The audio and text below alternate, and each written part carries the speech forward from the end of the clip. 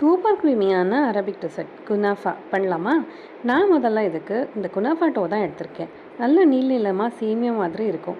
இதை ஒரு சிசர் எடுத்து ரேண்டமாக கட் பண்ணிக்கோங்க. குட்டி குட்டியாக சாப் பண்ணி எடுத்துக்கோங்க. நல்லா இந்த மாதிரி குட்டி குட்டியாக கட் பண்ண டோவில் பட்டரை நல்லா மெல்ட் பண்ணிவிட்டு எல்லா பக்கமும் படுற மாதிரி மிக்ஸ் பண்ணி ஒரு சைடில் வச்சுக்கலாம். இதுக்கு தேவையான க்ரீம் ரெடி பண்ணுறதுக்கு நான் இன்றைக்கி ஒரு பேனில் 200 ml ஆஃப் மில்க் ஆட் பண்ணி ஒரே ஒரு ஸ்பூன் கார்ன்ஃப்ளவர் ஆட் பண்ணியிருக்கேன். நல்லா மிக்ஸ் பண்ணி விட்டுட்டு சுகரும் ஃப்ரெஷ் க்ரீமும் ஆட் பண்ணிக்கோங்க. ஃப்ரெஷ் க்ரீம் ஆட் பண்ணும்போது இந்த க்ரீம் நல்லா ரிச்சாக ஃப்ளேவராக வரும். அதனால நான் இன்றைக்கி ஃப்ரெஷ் க்ரீமும் ஆட் பண்ணியிருக்கேன். நல்லா குக் பண்ணி எடுத்திங்கன்னா இந்த மாதிரி ஒரு சூப்பர் க்ரீம் ரெடி ஆகிடும்.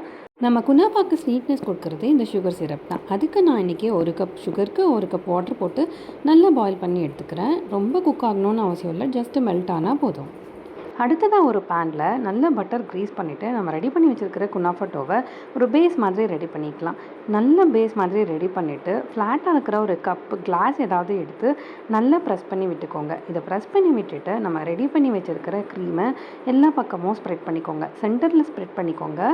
ஸ்ப்ரெட் பண்ணிவிட்டு நான் இன்றைக்கி மொசரெல்லா சீஸ் நிறைய ஆட் பண்ணுறேன். கொஞ்சம் சீஸியாக இருக்கட்டும்ங்கிறதுக்காக. இது ஆப்ஷனல் தான், உங்களுக்கு வேணும்னா ஆட் பண்ணிக்கலாம், இல்லைனாலும் இதை ஸ்கிப் பண்ணிக்கலாம். இதை ஆட் பண்ணிவிட்டு மறுபடியும் டாப் லேயர் ரெடி பண்ணி வச்சுருக்கிற குனாஃபா டோவை போட்டு நல்லா டேப் பண்ணி வச்சுட்டுங்க. இப்போ கப்பெல்லாம் வச்சு எதையும் டேப் பண்ண தேவையில்லை. மேலே ஜஸ்ட்டு கையால் ஜென்டலாக கிளிக் பண்ணி விடுங்க. ஸ்டவ் ஆன் பண்ணி மீடியம் ஃப்ளேமில் ஈச் சைடு ஒரு 8 to 10 minutes குக் பண்ணி எடுத்திங்கன்னா சூப்பராக ப்ரௌனாக நல்ல கிறிஸ்பியாக இந்த குனாஃபா ரெடி ஆகிடும். இதுக்கு மேலே கொஞ்சம் ரோஸ் பிஸ்தாஷியோலாம் போட்டு நான் கார்னிஷ் பண்ணியிருக்கேன். இது எல்லாமே முடித்து ஃபைனல் ஸ்டெப்பாக நம்ம ரெடி பண்ணி வச்சுருக்கிற இந்த சுகர் சிரப்பை அப்படியே ஆட் பண்ணால் தான் இந்த குனாஃபா நல்ல ஸ்வீட் அண்ட் டேஸ்டியாக வரும். இது எல்லாமே ஆட் பண்ணி கட் பண்ணி பார்த்திங்கன்னா நல்லா க்ரீமியாக சீஸியாக இந்த குனாஃபா ரெடியாக இருக்கும். நீங்களும் ட்ரை பண்ணி பாருங்கள்.